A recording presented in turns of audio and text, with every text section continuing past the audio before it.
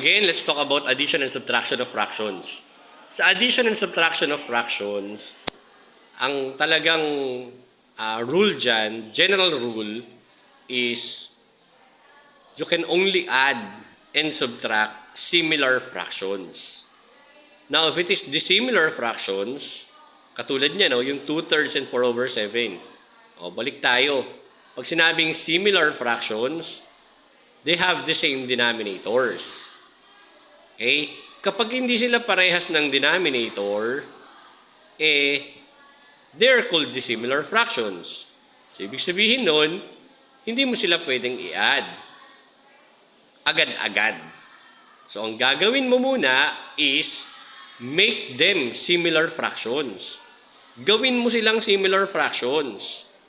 Sa fractions, meron ding tinuturo na equivalent fractions. Yun ang nangyayari every time na may ginagamit tayong process in order to add dissimilar fractions. Kunyari, unang-una na yung finding the LCD.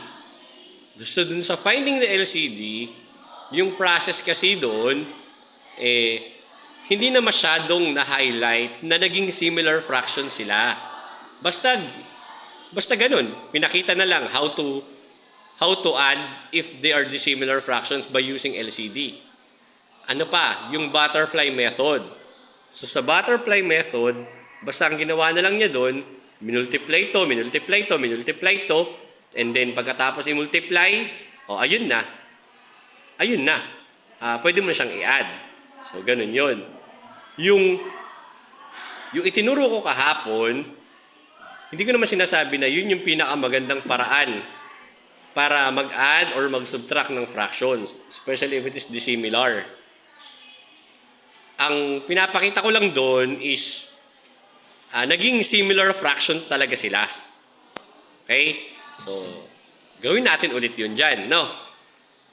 Again, andyan din naman na lahat yun. Andyan na lahat yung kailangan natin.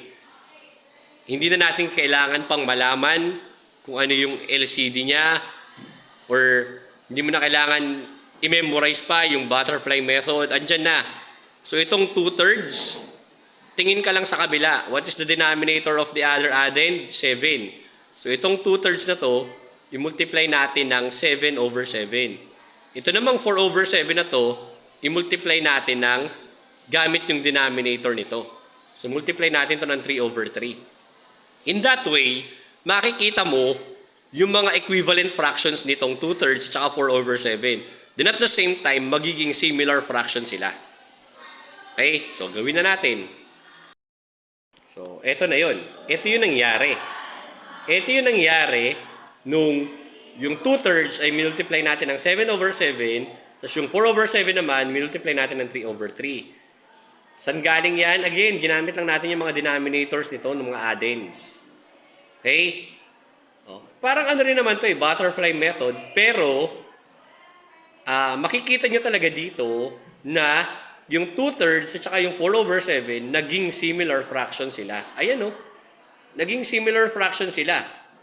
So dahil similar fractions na sila, pwede mo na silang i-add. Ganun yun. So the answer now is 26/21. Anong tawag dyan sa fraction na yan? It's an improper fraction. Okay? So, dahil improper fraction siya, pwede mo siyang i-change into mixed numbers. Paano? So, by simply dividing 26 by 21. And then, yung magiging remainder niya, that will be the new numerator, and the divisor 21 will still the denominator. So, gagawa na lang ako ng ibang video lesson about converting improper fractions to mixed numbers. Pero ang talagang final answer dyan, ito yan. So, 1 and 5/21. Sa pag-subtraction naman yung operation, ganun din naman yun. Pag magkaiba sila ng denominator, dissimilar fractions din sila. Ang nabago lang naman dyan is the operation. Okay, ganun pa rin naman yung process na gagawin ninyo. Okay, so sana, again, I'm not saying na ito yung pinakamagandang solution to add or subtract dissimilar fractions. Ang sinasabi ko lang dito is, yung objective na maging similar fraction sila, para ma-add sila, or ma-subtract, makikita nyo talaga dito na naging similar fractions yung mga fraction na 2/3 at saka 4/7. Kaya mo sila pwedeng i-add.